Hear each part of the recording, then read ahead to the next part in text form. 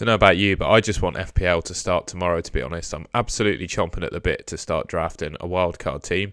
I've got a video like this coming out for every position over the coming days, so keep it locked to the Golden Goal channel. This particular episode, goalkeepers. You can only pick 2 of them in your FPL team, and 1 of them can start for you every week. That's why it's absolutely imperative that you pick the right ones to go in your team. Stick with me, I've got a few options to talk you through.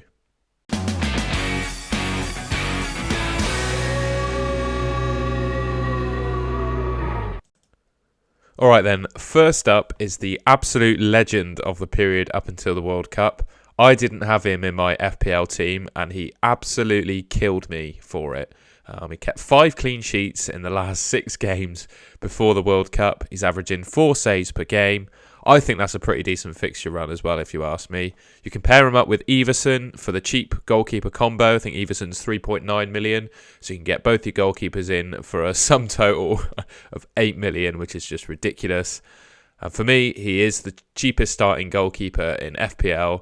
I think just with the money that you save to spend on the rest of your team, I think Ward is a great option. Based on the fact that he kept 5 clean sheets in his last 6, I can easily see 3 or 4 clean sheets in the next 6 or so game weeks, the fixtures you can see there. It's a nice run. I think he can score some points for you. And more importantly, he can save you some big cash. So Danny Ward is an absolute option for your FPL team after the World Cup.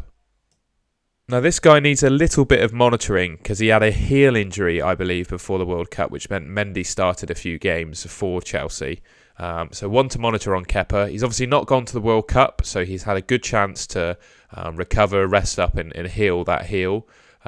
He's got a double game week in 19. I know it's Man City and Fulham, but he's been making 4 saves per game, so you'd anticipate that against Man City he could at least make saves bonus. Likewise against Fulham, you could also see a clean sheet there. I think that's a really nice fixture run for Chelsea as well over the next 6 game weeks. Like I said, he's been averaging 4 saves per game, so you've also got the safety net of saves bonus if he does concede goals. And yeah, I personally expect Chelsea to improve post the World Cup as well. They've got a few key players in their team that haven't travelled to Qatar. I think they'll be training together, getting back fit and looking really good at the other end of the World Cup. So I think Kepa is probably my personal favourite pick of the goalkeepers. I think he's great value at 4.5 million. And yeah, I think he's going to be in my team post the World Cup as long as we know that he's fit. That's definitely one thing to keep an eye on. Next up is this man, Aaron Ramsdale. He's currently playing for the team that are top of the league in Arsenal. They're also the joint best defence in the league along with Newcastle. They got a really nice fixture run, as you can see in that image below. And they also got a double game week in 23 against Brentford and Man City. Now I know Man City is not the easiest fixture. Well, in fact, it's probably the hardest fixture you can have. But I would at least anticipate saves bonus in that game and then a possible clean sheet against Brentford. I think it's a reason to consider him at least anyway. As I said, the other joint best defence in the league is Newcastle. Their goalkeeper is obviously Nick Pope. Comparing the two, Ramsdale's actually cheaper than Pope. So I think comparatively, Ramsdale probably wins that one on price alone. The only thing that would put me off Ramsdale is just the fact that Arsenal are looking really good. They've got other really, really nicely priced players, which means most people will probably have 3 Arsenal players in their team. Does Ramsdale make the cut for your 3 Arsenal players? Who knows? That's for you to decide, but I think that should be factored obviously into your decision for picking Ramsdale. But I think he's a really good option and should definitely be considered for your FPL team. Next up, the man that got a mention in the previous segment, and that's Nick Pope. As I said, comparatively, him and Ramsdale are exactly the same for clean sheets.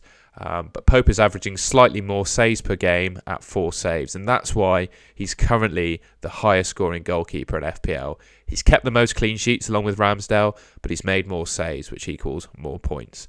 I think comparing the two over the next 6 or 7 weeks, well, apart from obviously the double game week in 23 for Arsenal, I think Pope has the easier of fixtures, and I think we'll probably keep 1 or 2 more clean sheets. And just the simple fact that he's averaging more saves per game probably means he slightly edges it on points.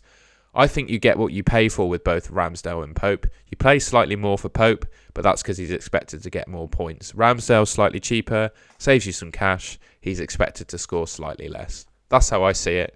Up to you who you pick, but I think Kepa, Ward, Ramsdale, Pope should be the goalkeepers that you should consider for your team after the World Cup.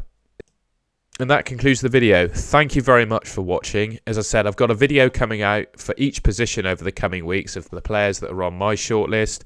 I'll go through some stats, their fixtures, all the information you need to know to make a decision on who to pick in your FPL team. As I said, I hope that's useful. If you found it useful, make sure you like the video, subscribe to the Golden Goal channel, because as I said, I've got more of these videos coming for each and every position in the game. Otherwise, I'll see you later. Thanks for watching, everyone.